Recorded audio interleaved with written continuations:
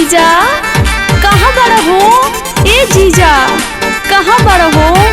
केकरा के खोजताड़ू हो? तहरा का हो? हम अपना जीजा के खोजतानी, अपना जीजा के।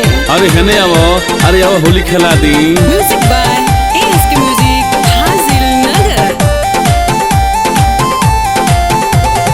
लागो ताकि भांग खाके आइल बाड़ू का, लागो ताकि भांग खाके आइल बाड़ू का, अब भर देहू माटी में लोटाइल बाड़ू का। बोलो सारा रारा, बोलो सारा रारा। ए बदमाशी नहीं तो फांसी हो जाएगा। हटो, जल्दी हटो वहाँ से। हम जीजा को ढूंढ रहे हैं, जीजा को। अरे जीजा का मारा गोली हमनी के पानी जानू। आओ है ना।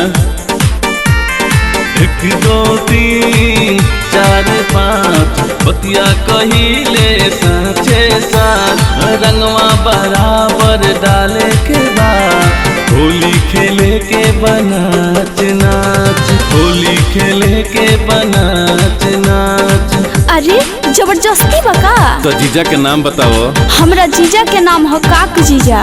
अरे काक जीजा उ तो 80 पार बड़े हो, अब तारा काक में पाँख नहीं खे। हटो, बदतमीजी करबो का?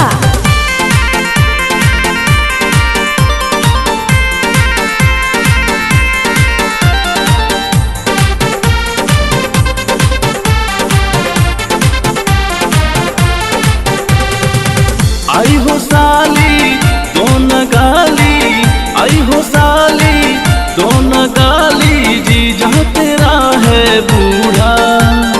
जोने कहोगी तोने रंगवा डाल के कर देंगे पूरा, जोने कहोगी तोने रंगवा डाल के कर देंगे पूरा। ए जीजा अभी पिज्जा ना भेटाई। अरे होली हा सारा रा रा रा रा रा। भाग जलास।